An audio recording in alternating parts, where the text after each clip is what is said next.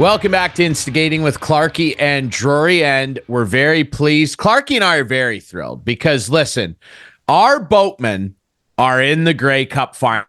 Right, our boatmen, and when we talk about the boatmen, or the CFL in general, really football as a whole, there's a guy that we like to turn to, and who better than the voice of our boatman, your boatman. Ladies and gentlemen, Mike Hogan back on the show from Columbia, where the 111th Grey Cup will be played. Hoagie, how you feeling, brother?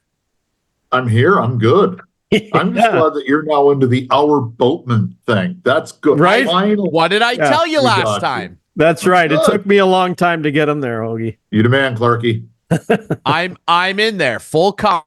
Our boatman, let's talk about it, all right? Obviously, this is almost a redemptive arc for them because everybody's familiar with what happened last year, and they tried to kind of downplay the whole revenge game narrative against Montreal, but you know that Ryan Dinwiddie and the boys wanted to get one over on the Alouettes last year, and they did that. Great effect, too. They played a really great game, obviously, unfortunately highlighted by a key injury, which we'll dig into.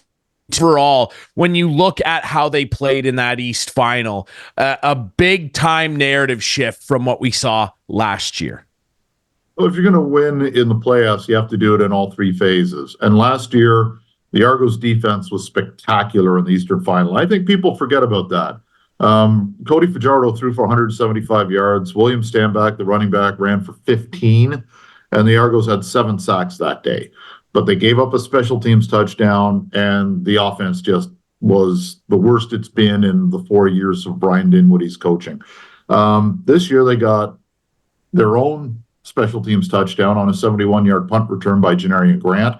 They came up with their own defensive touchdown, Benji Franklin's second touchdown in as many games, and the offense did enough to get them there. So they turned the ball over once, I think. I think that was it. And just they capitalized on Montreal's mistake. So they played a very good team game, and the better team won because they held on to the football. And as Ryan said, we're going to dive into Chad Kelly's unfortunate injury in a minute, but that the end of the first half on Saturday was crazy. And I was actually driving home from work listening to your call on it, Hoagie, but how surprised were you when they went for that touchdown at the end of the half? Because time ran out. If they didn't get that, that was a huge TSN turning point, if you will. I was surprised, Clark, because they didn't call timeout. Yeah. They went for it. And when you look back at the replay, and I made sure I did this when I got home, when the ball hit the turf, or when Coxie hit the turf, there was 1 second left on the clock. Oh, okay.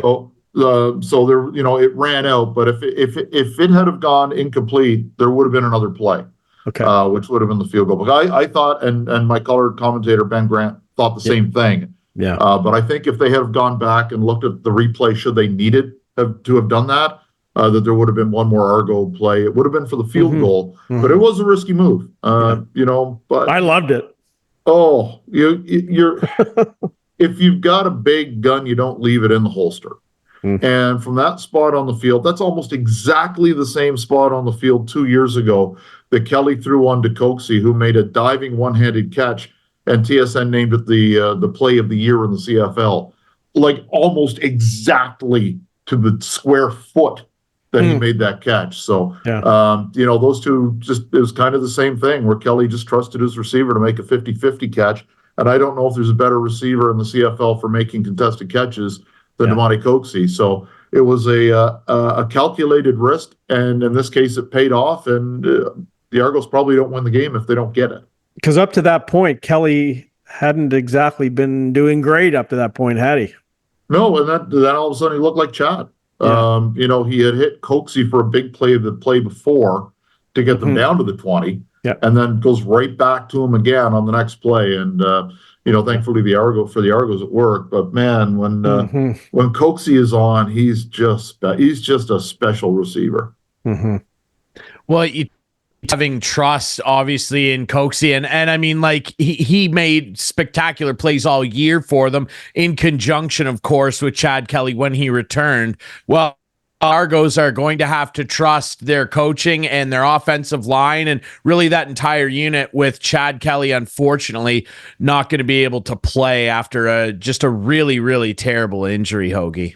Yeah, it was tough. I mean, sitting up in the broadcast booth, we're basically in that stadium at around the 20-yard line-ish. And it was right in front of us, essentially. And when he went down, I didn't think anything of it. Okay, he went down and he got up. Yeah. And then, he went down again, and it's like, uh-oh, something's wrong.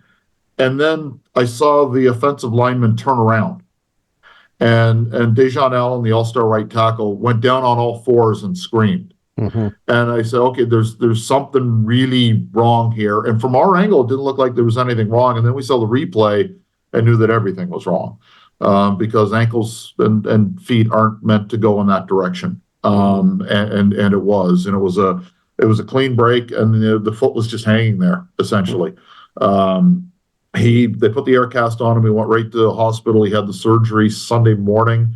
And I believe he came back yesterday. He drove back. The Argos have basically a driver at MLSE, and he went and picked up Chad and drove him back from Montreal. So he can't fly because there's a risk of blood clotting, et cetera, et cetera. No. So that's too bad. Yeah, so he's not out here in Vancouver. He won't be out here in Vancouver. But the diagnosis is they wait for 12 weeks. And then they reevaluate and see how long it's going to be. And it could be 3 months, 6 months, 9 months, don't know. It's just how well the surgery went. So it's tough, but the good thing is they've got a veteran in Nick Arbuckle who looked fantastic in the fourth quarter, who looked even better in the last game of the season in Edmonton. And there's not a guy on this team that doesn't doubt that Nick Arbuckle is going to play great on Sunday. It'll be a different approach. Chad Kelly has the strongest arm in the Canadian Football League. So any other quarterback in the league coming in, you can't do the same things that Chad Kelly can do. So they do have to tailor the offense a little bit, but I don't think it's as dramatic as a lot of people are thinking. And I agree with you, and I think Arbuckle will do fine. And that throw to Unger late in that game to really seal the victory was unbelievable. I let out a big one at that point. But the other thing, too, is, and this is maybe the, I don't know what you would call it, but with Chad Kelly being suspended earlier in the season, sort of Cameron Dukes had that chance to play, right?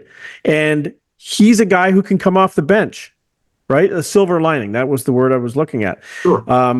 He's available. If Arbuckle can't do what they want him to do, I have lots of confidence in Dukes, and I'm sure Dinwiddie does as well. And they're going to be different packages, obviously. The Argos didn't practice today. They spent their time in film, and what they talked about today, they'll implement at practice tomorrow and go through it. But this is trying to figure out, okay, here's why our offense is going to work, and the reason that I'm Clarkey and Ryan, why I'm probably more confident than many, and this is even taking off the blue glasses here for a moment. I wouldn't have the same confidence if Ryan didn't play as well as he did. Nick plays well as I got Dinwiddie on the blame. But if Nick didn't play as well as he did in Edmonton, we're in 3 quarters. He came in at the end of that game when Dukes got hurt. I got the number written down here. In 3 quarters, he threw for 378 yards. You prorate that for 4 quarters, it's over 500 yards passing. And he was hitting deep passes. He hit a deep pass to Herslow on I think it was their first throw together, and it was a diving catch. It was a perfect throw. And Clark, you mentioned the throw to Ungerer. Under the most pressure in the world, with a minute and change left, on a 2nd and 8, needing the play, and he throws a 20-yard dart. And then another play later, he throws a perfect pass 30 yards downfield to Dejan Brissett that leads to a pass interference penalty. It was a perfect throw. And if Nick came out and didn't make those throws, I'd be sitting here going, okay, are they going to play him? Are they going to rotate series with Cam? Are they going he just doesn't look good? Because for the most part this season, neither Cam nor Nick threw deep passes. Kelly came in and just started stretching the field left, right, and center. And I think there's enough confidence now in Nick's deep ball that they can go back to that on Saturday. on Sunday rather, if Winnipeg allows it. Like, you got to kind of see what they're playing to, and Winnipeg may challenge them. They may say, okay, you're a really good running team. If Nick can beat us throwing long passes, be my guest and try to take everything else away. So again, there's another one of the cat and mouse games, the game within the game, that makes football such a great sport. How important do you think it was coming down the stretch this year, as opposed to last year, with meaningful games? And the Eastern semifinal, they look good against Ottawa, and last weekend they looked good. Do you think that was a huge advantage, and do you think it hurt Montreal having that bye week again? Like, because it seemed to hurt the Argos last year. They were up the 16-2 season. They rested a lot of guys, and they just didn't seem right in that Eastern final. Yeah, it's you're damned if you do and you're damned if you don't. Don't forget the last year the Argos clinched on September the 15th. Yeah, they played 7 weeks without playing a meaningful game. Yeah, and then all of a sudden, ta-da! Here's Montreal who's on a roll and had won 9 in a row or whatever they had done at that stage of the season. Yeah. It's so important for cohesion in football. Mm-hmm. If your offensive line isn't used to playing next to one another because of the communication involved and the trust factors, you can have problems. Same in the defensive secondary. And it's the same thing with, quarterback and his receivers. They've all got to be on the same page. And if something goes wrong, the play breaks down. And I think there is something to that. And Montreal hadn't played a meaningful game in about 5 weeks, right, and had the bye. And all of a sudden, hey, now you're playing the hottest team in the CFL, especially offensively, and a team whose defense has shown that it can do some pretty nasty things to some good teams, like 13 sacks in 2 games against BC, and they held Winnipeg in the 2 games they met this year to fewer than 20 points in each game. So it's a pretty good defense, and it's a pretty good matchup this week. And I think everybody's looking at the quarterbacking situation and say, Argos are dead. Was it 10.5 points right now? Bring it on. It to me, it does make a lot of sense, because 2/3 of the football game, the Argos are as good, if not better, than the Bombers defensively. They're 2 great defenses. Yeah. And then special teams, I'll take my chances with Janarian Grant, Liram Hairolahu, and John Haggerty. All-stars in the East. So, and Grant up for the most outstanding special teams player of the year. So, Winnipeg's got some really good special teams, but I'll give the nod to Toronto in this one. So you might say that the Argos have marginally better special teams. You can make the argument they have a better defense. And then you have a great offensive line, a great running back, and great receivers. Maybe the only question is a quarterback. And it's not like you're throwing Ryan Dinwiddie in at quarterback in 2007. Yeah. His first CFL start was in a Grey Cup because of injury. So he's been there, done that, but it's not the same thing, because Dinwiddie's been in the league for 6-7 years and has been a starter and knows the system and has experience. So, and has played twice in the last 3 weeks. Yeah, it's going to be interesting.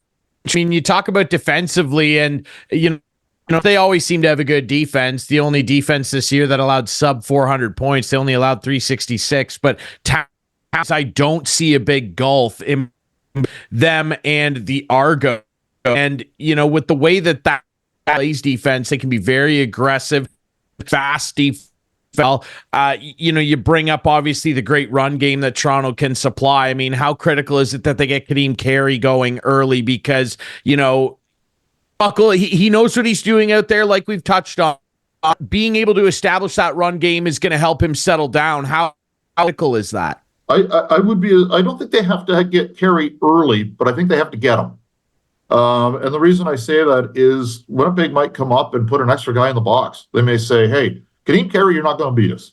Nick Arbuckle, if we're going to lose, you're going to have to beat us, and challenge to see what Nick's going to come out and do.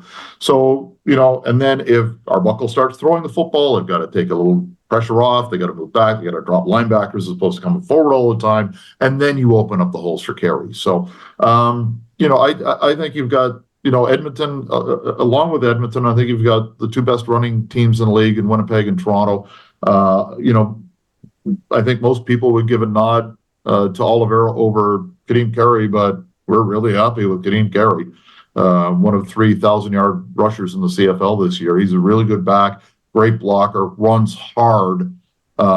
He's going to inflict some punishment. And one of the reasons he didn't have the same kind of numbers as Brady, Oliveira, is that, they rotated 3 backs, which took carries off Carey, over the course of the regular season, which may pay off in the playoffs because he doesn't have the same kind of mileage on him that the other backs have. So I'm really curious to see how it goes. I trust the Argos offensive line to get them some openings. And now, how does Winnipeg play the second level? That's the chess game and the game within the game. So and I'm sure the Argos are just going to go all out on Brady and, take the chances. I don't know if it'll be mostly zone or man-to-man or a healthy combination of one or the other.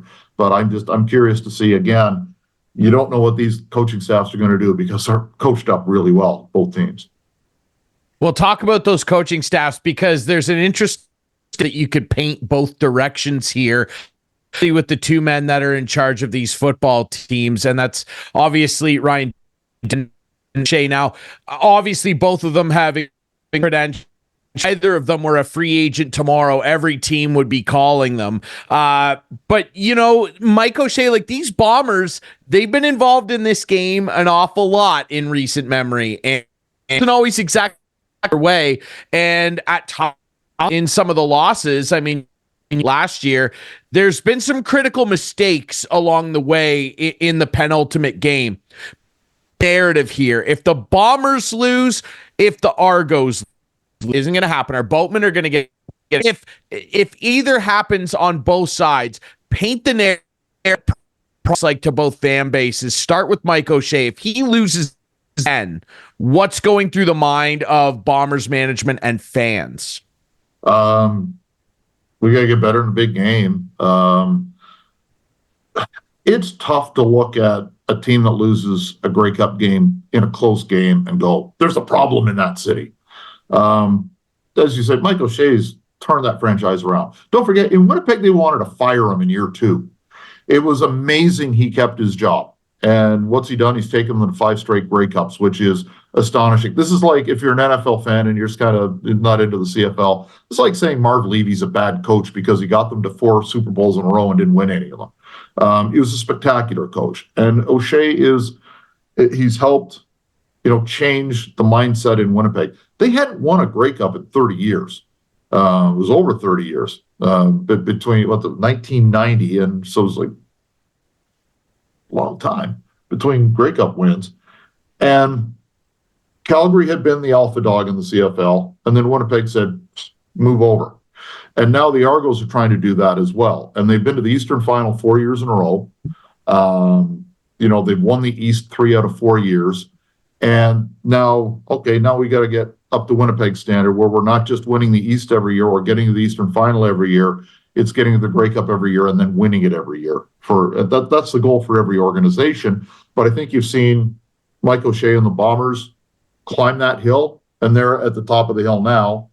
I think if there's a team on the precipice of knocking them off, then it would be Toronto and becoming the top dog in the league. And then you've got teams like Montreal and Saskatchewan and other, every other team in the league's trying to get there too. So I think over the last few years, you're looking 5 years, so certainly post-pandemic, you're looking at the 2 best organizations in the CFL, and for the second time in 3 years, they're going to go toe-to-toe in a Grey Cup.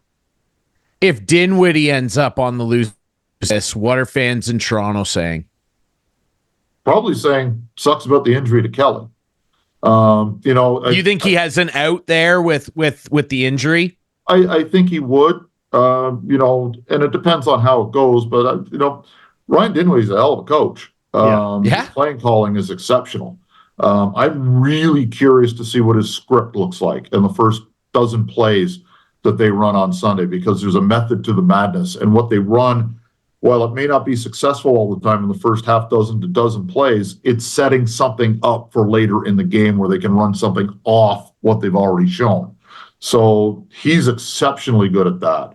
And, under Kelly, in the 8 regular season games and the playoff game that he played, they were averaging 32 points a game, which is ridiculous. And a lot of that was on Chad, but not all on Chad. I mean, there were guys who were stepping up. Mackay Polk has established himself as one of the best receivers. He was probably the best receiver in the CFL down the stretch. Prior to the Eastern Final, in his 6 previous games, hang on, let me do this right. In his 8 previous games, he had 6 games of 100 yards or more. As a rookie, it's insane how well he's played. Only 2 guys had 600-yard games this year, and he's one of them. And that was all in the second half of the season. So you've got him. We've talked about Coxie. You've got Tavares Daniels. You've got Carey. You've got, Unger. You've got Brissett. Like, you've got such a good receiving core that's going to take a lot of pressure off Nick. He doesn't have to make plays.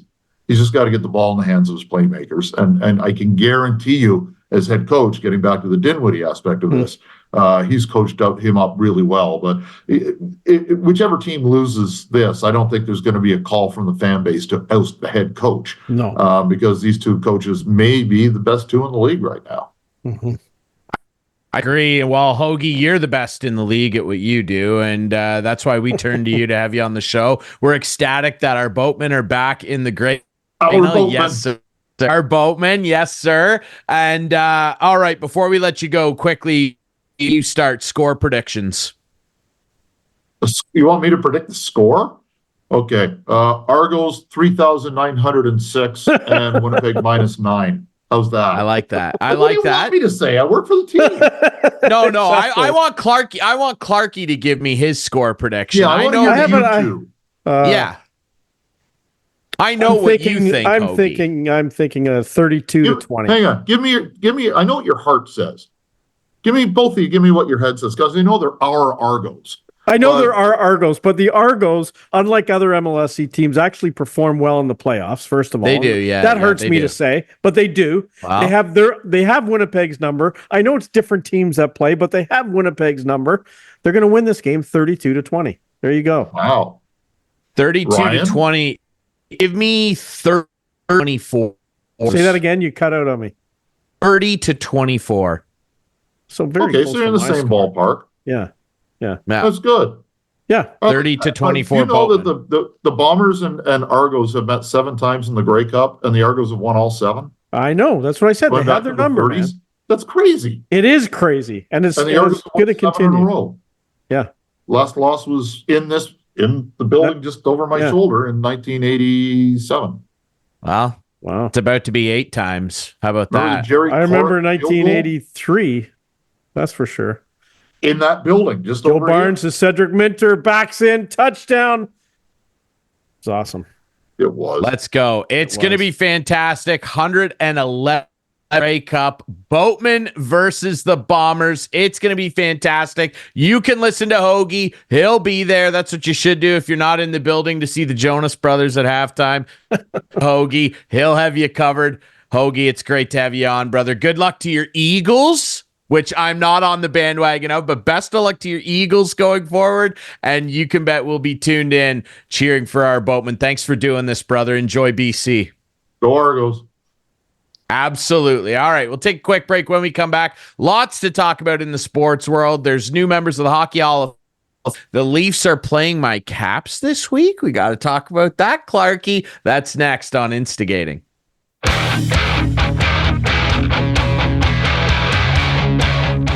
Welcome back to Instigating with Clarkey and Drury. Thanks to our buddy Mike Hogan for stopping by to break down our boatmen going to the Grey Cup. And boy, the city of Toronto is going to have plenty to celebrate this week after they win a Grey Cup, because they are going to beat the Winnipeg Blue Bombers. You heard it here first. And they can celebrate again too, because what an epic refereeing performance. I've been reading Superman novels for my entire life, and I have never seen. We need some tissues.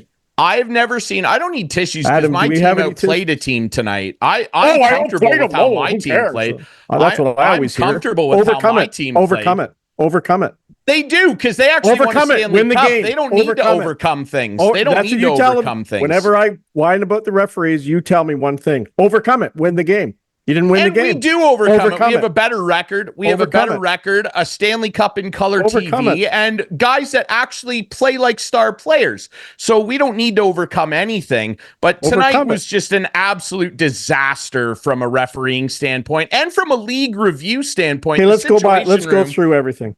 The Situation Room has a lot to think about. First of all, the John Carlson goal that was called back, an absolutely abhorrent decision to call that not a goal. When Yanni Hakanpää directs Nick Dowd into the crease, he gets out of the way and doesn't impede Joseph Woll's ability whatsoever to make a save on a shot that he wouldn't have stopped anyway. The only reason he was in the blue paint, it's not the rule, actually, if you read it. I did. It's not the rule.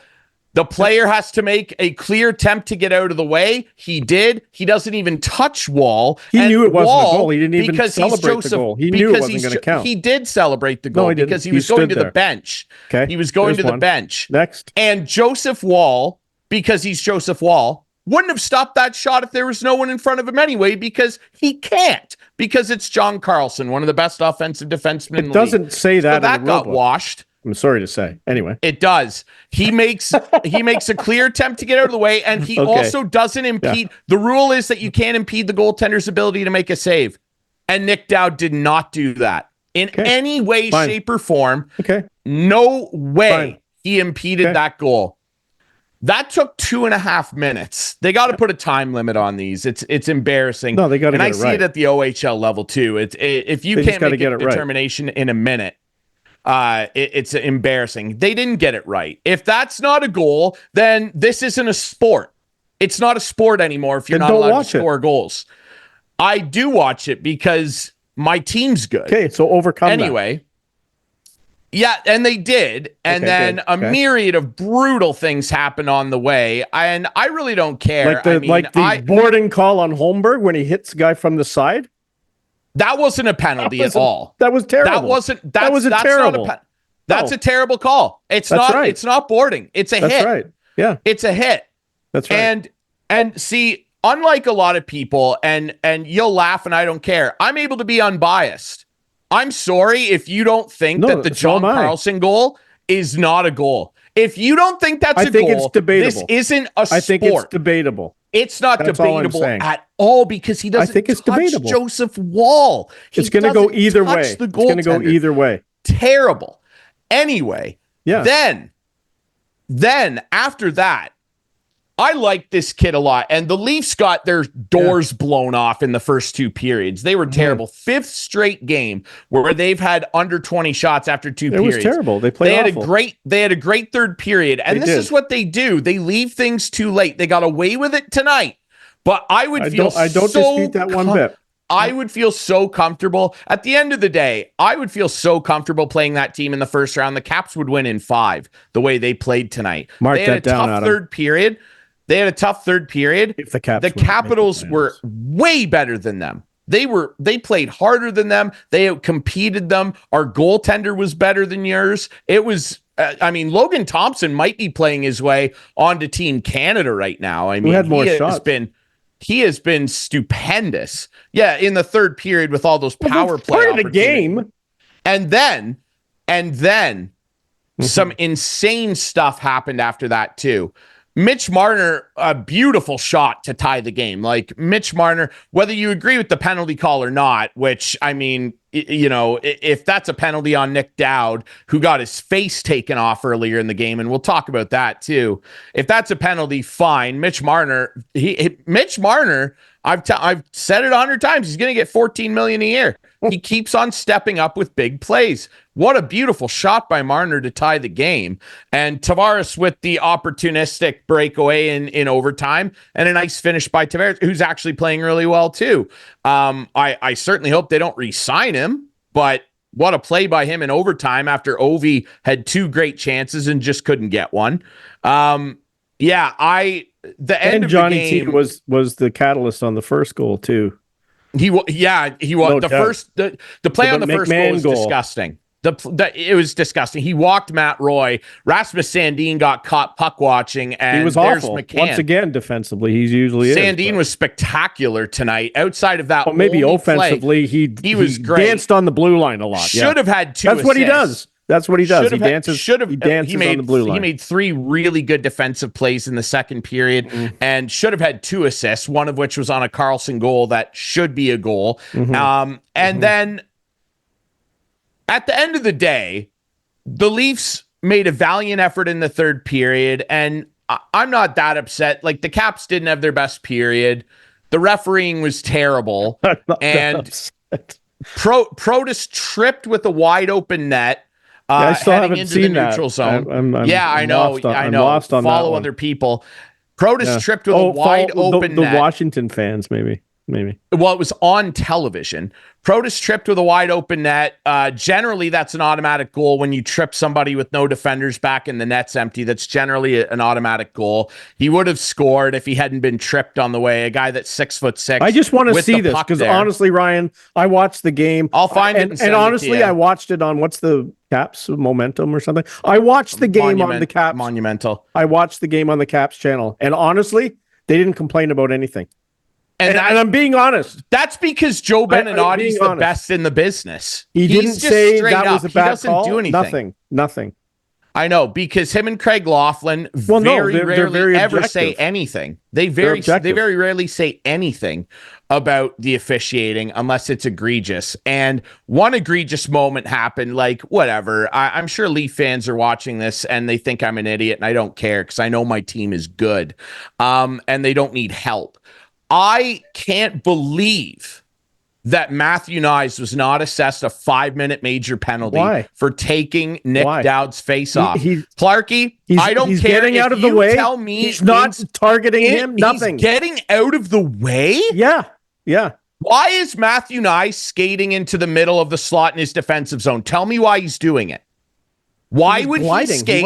He wasn't moving his feet. Why would a player? And he was like this. He didn't like see the guy. It doesn't matter. This. He was like getting out of the way. Here's the thing about that. Okay, go ahead. None of that ever matters in any of the suspension videos you've ever seen. You are responsible for your body and your stick. And what he did. So if that's the case, why didn't Corey Perry get 1,000 games for what he did to John Tavares in the playoffs? Just asking. Chris, if I have to explain to you, Chris, if I have to explain to you the difference between that, we need to just stop. Because if you actually need me to explain the difference between that play where John Tavares got a gruesome injury and a guy shouldering a guy in the head, if you need me to explain the difference between those two, what's the difference? Didn't get kicked. Corey Perry did not rear his leg back and kick him. He did not rear his leg back and kick him like Bruce Lee. He did not. He didn't. Yes, he did. What did he do? What part of Matthew Knies' body hit Nick Dowd in the face? McDowd ran into his shoulder. I hate to tell you. No, he didn't. He did. You cannot say that Nick Dowd ran into his shoulder when he's taking a shot. That's exactly what he did. Nick Dowd is allowed to make a play in the offensive zone. Not only does he receive a great pass, Knies is allowed to skate. And glide. He's not allowed to hit guys in the head.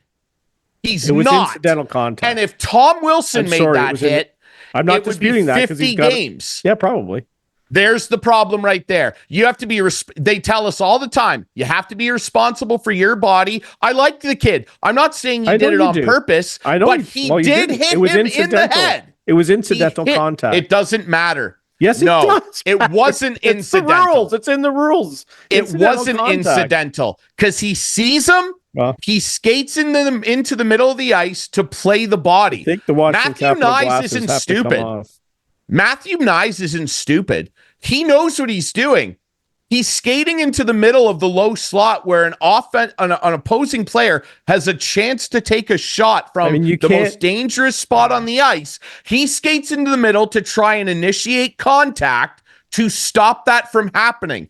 And he was irresponsible with his body, and he hit him in the head. Principal point of contact, blood drawn, injury. Textbook 5-minute major. I'm not saying the kid did it on purpose. I'm not saying he deserves a 10-game suspension, but that should have been a 5-minute major with no suspension. He won't get suspended, but there should be some repercussions. I love how you get riled play. Up over that because it's so ridiculous. It's not ridiculous, Chris. It is. A guy checked ridiculous. Another player in the head. It was incidental contact. Cut him open at the replay. It's not incidental. And after they called a 4-minute high sticking penalty. High sticking. Oh, he's bleeding. It must be high sticking. Everyone saw the high sticking, right? Oh, they screwed that up. I so wish there was video replay in 93. They screwed that up. Yeah, absolutely. Because the Leafs rightly in that scenario would have been on the right side of a review.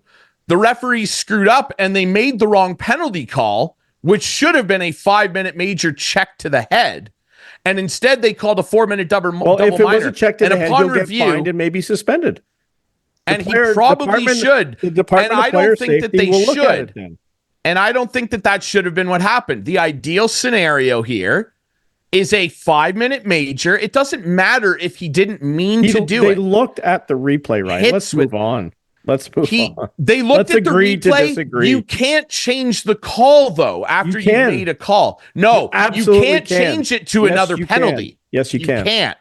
All you can do is review the double minor or a major. You can't change it after. You can. You can't. I'm sorry, but you cannot change a high sticking call. Yes, you can. To a check to the head. Yes, you can. You can't. They've never been able to do that. It's happened, and yes, you can. I'm sorry. That's why the referee said it was incidental contact. He actually made that comment, which is the wrong call. And then he said, "Get out." The video review room got a lot of things wrong tonight. The refs were horrific. The video room was even worse. The John Carlson goal is. It's the worst one I've seen in 5 years. What about the Nice goal? It wasn't above the crossbar. That's the one that for high stick. That was a goal. Yeah, that was absolutely a goal. I don't know why because here's what's weird about the 2 Leaf ones. Because I know Leaf fans are upset. So let me jump back over to your side of the wall for a second here, because good for them. Ultimately, I'm just trying to make Clarkey angry, and it's not working. I'm sorry. I'm happy. Because I got my 2 points because of the ref show. Because he won because of the ref show. That's right. Yep. That's right. The Caps couldn't overcome the bad refs, which I've told the Leafs have to do all the time. And Johnny Tavares couldn't had a tonight, great game. but they generally do because they're more successful. Anyway, the Lorentz kicking one, it isn't a goal. But what's weird about the 2 is that they called that a goal on the ice and then called it back. So generally, if you call something a goal on the ice or a no goal and a call is switched, generally what they tell you is there has to be overwhelming video evidence to reverse a call.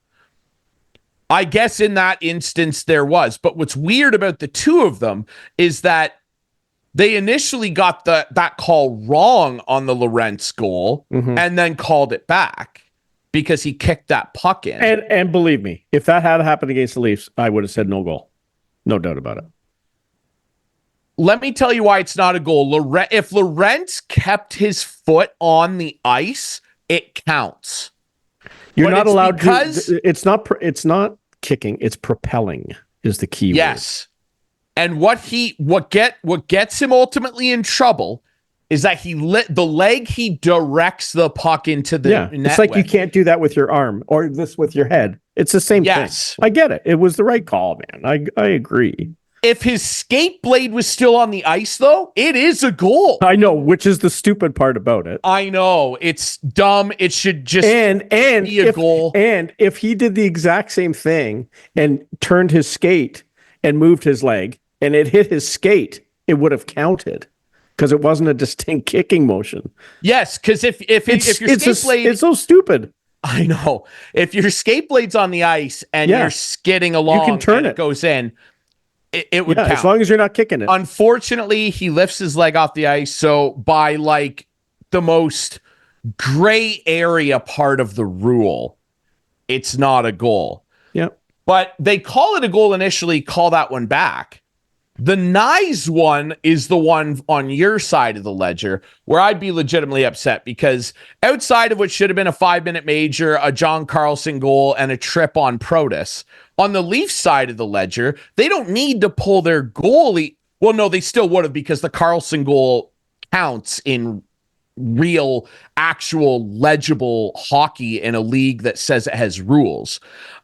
They still would have had to pull the goalie. But the Nyes one, because it would have been 4-3. The Nyes one, though, confuses me because they initially call it no goal on the ice, and then they go and review it, and quite clearly the puck contacts his stick below the crossbar. I'm looking at it going, the game is tied. long before Mitch Marner's heroics. I'm like, that's a goal. And then they come out and confirm the call on the ice. I was like, guys, like the league has got to figure this out. And they talked about it all night on the Sportsnet broadcast that they're going to be addressing this stuff and review lengths. And I'm so glad I watched the other broadcast tonight. You watched Sportsnet? Yeah, only because I have the Caps network, and I don't know why I didn't just switch over to the Caps guys, because I love Joe Beninati. He's the best. No, he's good. And Craig Laughlin was with him, and I mean, I thought him and Locker have been together. The only for a thing long I didn't like about it, either there was not a peep and the crowd was the quietest crowd ever, or they needed more crowd noise, because it was awful. Is that standard on their broadcasts? Like, honestly, it was terrible. There was no crowd noise. They had the mics too low, because that's one of the loudest buildings in the league.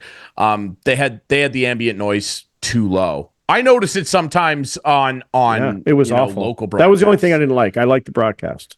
Broadcast was good. Yep, they're good. Debo Smith-Pelly does intermissions post game. I know, yeah, DSP, who you obviously have a history with, and a Stanley Cup hero, obviously. Yeah. I went to his day with the Stanley Cup. It was cool. Loved my tattoo. Anyway, outside of that, like what sucks about all of this, and obviously we disagree on a lot of it because we're on opposing sides of an actual game we both care about and are invested in. I wonder what our reactions would be if this was like a, Oilers Montreal game, which, by the way, our friends at Prime Hockey, Adnan Verk and the crew have this coming Monday. I wonder what our reactions would be, but I would still look at some of it and say, like the John Carlson goal, if we see a mirror copy of that in any games, I'm sorry, it's a goal. The Nyes goal is a goal. But outside of that, what sucks about this and about our arguments and disdain here, Clarkey, and I'm going to wrap up here and let you give your thoughts on the game, because your team won. You knew I was going to come in hot. I was ready, and okay, go ahead. And again, I would love these teams to meet in the playoffs again, because I think it would be a great series, and I think the Capitals would win. Ultimately, what sucks is that the refereeing and the lengthy video reviews, whether you think this goal was a goal, you agree with me, disagree with me, I'm sure you have your thoughts. It took away from a really exciting game. It was a good game, particularly that third period where the Leafs really pushed back, which they really needed to do, because the game they played prior, which we can touch on too, was the worst I've seen them play in 5 years. It was terrible. It took away from a really entertaining game. The long video reviews, the nonsense, the 5-minute major stuff, all of it. It was so much drama. And like, as I'm watching the game, I'm like, we knew we were recording the show right after, and I just kept thinking, what's Ryan thinking? What's Ryan thinking? What's Ryan thinking? You weren't thinking that. You knew what I was thinking. I knew what you were thinking. Yeah. And then the whole time I'm thinking, I'm going to be disappointed because I'm going to go on. Leafs are losing. They're down 2 goals with 4.5 minutes left. Just get this show over with, and then boom, boom, boom, and the Leafs win. But no, I thought the refereeing was awful. Like, let's be honest. Like, I really do. I honestly don't think Nyes deserved a penalty. That's where we differ. But the goal calls, again, if that had been Mitch Marner in the crease, and they disallowed a goal, I would have been pissed off. I get it. Yeah, Morgan Riley, shot from the point, and Marner jumped out of the way. Sure. For sure. Yeah, and I'm telling you right now, if the Leafs, I'm telling you right now, because and I'm like this. Like, I'm fair, man. Because and it's evidenced by the fact that I'm saying Lorentz's goal is 50-50 and the Nyes goal is a goal. So give me this. If that happened on your side of the ledger and it was Marner in the crease, like you just said, and it was a Riley shot that beat Logan Thompson cleanly, I'd be saying the same thing. It's a goal. It is an outrageous circumstance for that play in the best league in the world to not count. Same with the Nyes goal. That's the thing, right? They want the Nyes goal is a goal. The referee, and they're scoring lots of goals. Like, goals are up this season. It's very exciting. It's very exciting. But to take those 2 goals away, I guess. And what, when it's that close, just call the play on the ice. Like, just if you have to take 3 minutes to figure it out, just let whatever. That's my problem with it. Just let it go on the ice. If you can't change your mind, but what I don't understand either, Ryan, is, and I forget what goal it was, but they got together. The refs got together, and they said it was a goal. It must have been the Lorentz goal. And then Washington didn't challenge it. They got a call from Toronto. Like, I don't get that. Like, why is that the case? Like, that's the call on the ice. Washington should have to challenge that. Why all of a sudden is there a call coming in and they get on the headset? I'm confused by that sometimes too, and I'll ask our game ops department about that in Guelph, because we see that sometimes too in the OHL. I saw it last weekend in the London Storm game where there was a goal that was a disputed offside, wasn't challenged, but the call came down from the review booth upstairs in-house. Because in the OHL, there's no central office. It's all done in arena. Yeah, I mean, that must be the rule, but I don't like that either. That's the call on the ice. Let's not have like 6 people. I understand your confusion there. Take a look at that. Because the Caps did not challenge that. No, that's what I mean. It came from Toronto. I know. And they walked it back. Yeah, anyway, I don't know. I don't get it. The league is neither do I, dude. The league's goofy. Ultimately, look too, and where we differ, like the Nice play. The kid's so fun to watch. Like, he played really well, and I love the kid. My only problem with it, and I'd feel the same way if it had been a guy on my team, and I've watched Tom Wilson make similar plays to that numerous times. And I saw people, because I follow numerous Capitals content accounts, I saw people tweeting out examples, and our fan base always does this, which is goofy, of some Tom Wilson hits that were literally the exact same play. But it wasn't called incidental contact then. So that's my bugaboo with that. I get and that. Goaltender interference calls with the league. 1 minute, a play is this, and it's a vicious, brutal, disgusting headshot. And then the next, another guy does it. Well, we see it with Trouba, Jacob Trouba all the time. And he hits guys' heads all the time, and they don't call it. Man, he gets away with ride the line. He gets away with that all the time. Well, the one most recently, what was it, against the Devils there, I think it was. Yeah, I don't know. I don't get it. And but I must say, that Tom Wilson giveaway was terrible. That's the worst play I've ever seen him make. Who was it? The Galchenyuk? Remember Galchenyuk in the playoffs against Montreal when he threw it? Not the same kind of thing, but like he just blindly similar. He obviously didn't see Knies there. He was passing to the guy 6 feet away. Here's why I stepped in. Here's why I think it's so bad. And Knies, beautiful play. Yeah. And Nylander stopping on a puck. No flybys from Nylander. No. I thought Nylander was fantastic tonight. See, and I didn't. Honestly, I didn't at all. Hold on, you didn't let me finish. You didn't let me finish in the third period. I thought he had an excellent third period. And he, again, is the guy that gets bagged on by Berube and fans, and quite often the other guy doesn't, who also was very good in the third period tonight. Your favorite player. Yeah. Hey, the big star stepped up today. Right? They did. They really did. With no Matthews, the 3 other guys all had impacts, all scored goals. The former captain with the OT winner. You know who's got to get going, though, is Max Domi. Max Domi struggling, dude. Well, your whole bottom 6 is... Big time.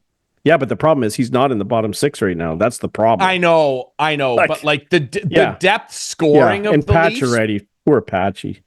I know. The poor guy. He played for us last year. And he's been playing the guy well. just can't stay. Yep. Yeah. He can't stay healthy. It's really unfortunate. You know what, too? Like, here's my worry with the Leafs a little bit. And again, like, ultimately, like, we love to rib on each other, and it's all good-natured fun. But my worry with them, and here's what else I'll also say too. I'm glad both teams got a point, because both teams, the way they played tonight, deserved a point. The Leafs were terrible for the first 40. They were electric in the third. The Caps were ridiculous the first 40. Pretty rough third period, highlighted by that Tom Wilson goal. Here's why I actually think that Tom Wilson play is worse than what you were making it out to be. I actually think he does see Nyes there, and he just makes a flub, brutal pass. Like, you're a big 6'4" guy. Yeah. I think he sees Nyes and goes, I can get this puck through him, and he flubs it. Maybe, and he just maybe. flutters it I'd like right to see through it his again. line. All it doesn't matter what our determination on it is. It's literally, and I'm telling you, even with the suspensions for hits for being too big included, I'm kidding, of course, he deserved 90% of the suspensions he's gotten. Outside of those, though, it's the worst play I've ever seen him make in hockey. That was such a bad play from Tommy Wilson. Thank you for doing it against Toronto, Tommy. Against your hometown. Yeah, for sure, your hometown. Thank you. Yeah, the conspiracy. That's right. So, you know what? I say this to you every time. Imagine he was a Leaf. Yeah, he would have been as popular as Wendell. Honestly, I think he would have been. Imagine that guy was a Leaf. He would have been another Wendell, Tucker, Dougie. Oh God, he would have been another one. No doubt about it. Thank God he's a Capital. Yeah, nice. Nice little in the sense that, like, he's not a bruiser like Tom Wilson. No. But I know what you mean. Like that, the Leafs. Hey, I'll say this about the fans in Hogtown. They love it. People love always the blue collar guy. That's exactly what it is. No question. People always make it the Stars, particularly the last decade. And the Stars. That's why everyone's soured on Marner. The Leaf too fans, fancy. Yes. The Leaf fans, yes, it's great having Stars. They love their lunch pail guys. Yeah, and that's why I think everyone loved the Greg Berube appointment. Yes, and he he has over the last 48 hours for the Toronto Maple Leafs, he's been the most impressive person in the organization to me. Because outside of the three other star players stepping up and rescuing a point and the extra point tonight for the Leafs, outside of that third period, particularly the last 10 minutes of it, those guys included, along with all the other depth guys, the whole team outside of the goaltenders, have been absolutely atrocious.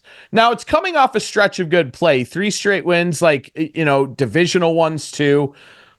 A win against Boston, pretty good. Snap an 8-game winless streak in the regular season against the Bruins. Feeling good here. Yep. Let's move on from this game. Congrats to your boys. I would love for this to be a playoff series, but we cannot watch it together. It'll be toxic. I'm just kidding. It would be unbelievable. We should do a show live. We should do a live stream if we play in the playoffs. Even when we play next, I think we play again in March or February. Yeah, Caps come to Toronto twice. That's the last time the Leafs are in Washington. But not till the new year, I think. I think both of our dates in Toronto are February, March, I want to say. Anyway, I actually sit there and am pretty chill. I don't, I don't get that wound up. What I'll say, though... No, but you'll be like, anytime anything up, trip, slash, cross-check, interference. No, I only do that when I'm in my house. I don't do that in other people's houses. I've witnessed it. I won't do that in other people's houses. Well, I have witnessed what it. I want to say quickly, though, and I do it too. That Ottawa game, address that, because I'm not kidding. That's the worst game I've seen them. Well, play obviously there was a plan, and the plan was let's not try because we might need some energy in the third period against Washington. No, I don't know. It was terrible. I don't know how this team can not get up for the Battle of Ontario. They allowed 41 shots. It was awful. It was over before you could sneeze. And it was over early. I think I saw two. Yeah, they scored 41 seconds in. I think I saw two. The high danger chances were 17-2 for Ottawa. Man, and Ottawa's not that good. They're not that good. They'll compete for a playoff spot, but they're not. Toronto wasn't that bad. Toronto isn't that bad, and Washington or in Ottawa isn't that good. But they won. I'm inclined to agree with you because Ottawa has to prove it. Yeah. I think that there's the potential for them to be that good, but they have to earn that. Because potential is just a whimsical, dreamy term until you actually. Leafs took the night off. There's no doubt about it. It was awful.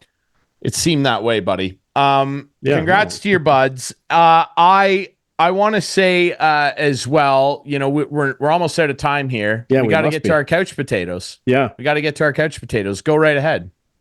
Well. If I had more time, if we had more, we probably could have made a few couch potatoes from tonight, but I'm going back to Saturday night. And it's one thing is refereeing and the other thing is a big guy who's afraid to do anything. And I don't, I remember certain broadcaster for TSN saying that the Leafs should get David Savard.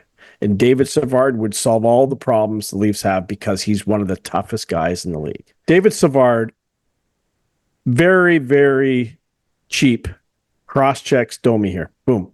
Right there. Okay, that hurts. Oh, yeah, okay? got him in the ribs. Yep. No call. Then later, let's fast forward. Now, how big is Domi? 5'11". Look at this. Look at this. Savard was thinking that, he's waiting for him. You could see now. I hate that the linesmen jump in. I do too, but I also hate that Savard just didn't go and fight him. Like Domi's ready to go.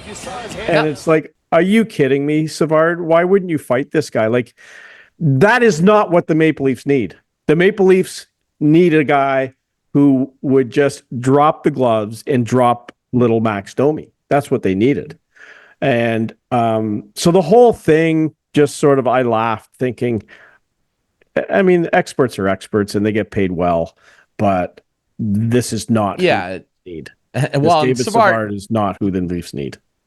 Well, not necessarily, right? I mean, he's a cup winner. He's a guy that, knows how to contribute defensively. But yeah, I don't like that either. It's not a good look for him. Like, Domi's ready to go. Yeah. Just go. Yeah. I agree. Anyway. There you go. So David Savard's your couch potato then? Yeah. Okay. Yeah. Well, my couch potato, obviously the Hockey Hall of Fame inducting a bunch of new members. Congrats to everybody, but highlighted in my opinion anyway by a guy that I just used to love watching. Everybody did. Pavel Datsyuk, they call him the Magic Man for a reason. Producer Adam, roll this stuff. I mean, the hands on this guy are just legendary. And we used to sit and watch how... Oh my God. Oh my goodness. How many Look at this. in his repertoire? Whoops. Whoops. Yes. We used to watch these reels over and over and go, how did he do this? Score! Oh. What a Datsyuk and dig that was. Shooter ever. Next time I'm on a breakaway in Sunday morning men's league, I'm going to try that. That one's nasty too. He did. Oh. He scores. He did. He scores. Winter Classic. Johnny Burns. On Ryan Miller. Yeah. Scores. Whoops. Datsyuk. That was a little Bob Cole there. Works in. Scores. First shooter here in the shootout. Datsyuk in. Deeks scores. Datsyuk, a Datsyuk and Deke right there. And the Red Wings lead. Crazy, eh? Absolute magic. The Magic Man. And I love hearing Kenny Daniels on the Datsyuk and Deke. That's one of my all-time favorite play-by-play sayings. Pavs, he's in there, man. Absolutely deserved. What a legend. And a great speech by Roenick. Yeah, Roenick had a great... Yeah, that brought the house down. That was really, really quality. And I'm glad for him, too, because he deserves to be a Hall of Famer. Yeah, for sure. Deserves to be a Hall of Famer. We better go. We don't want Adam to have to do a lot of editing here. We better go. There's your couch potatoes. There's your show this week. Thanks to Mike Hogan. Go Boatman. Come on, Argos. Let's go here. We're going. That's one thing we can agree on this show. That's right. We're all You need an Argo here. hat for next week's show. Absolutely. Speaking of, you can find this show Friday nights at 8, Sunday nights at 9 with our friends on Whiteman TV. That's channel 6 for Whiteman subscribers. We debut on our YouTube channel Friday nights at 9. Follow us on social media at Instigating Pod. And of course, remember, you can find this show on all your favorite podcast apps. We'll be back next week with more Instigating. The producer had him sneaking in there. Unbelievable. Leafs beat them. We'll be back next week. See ya.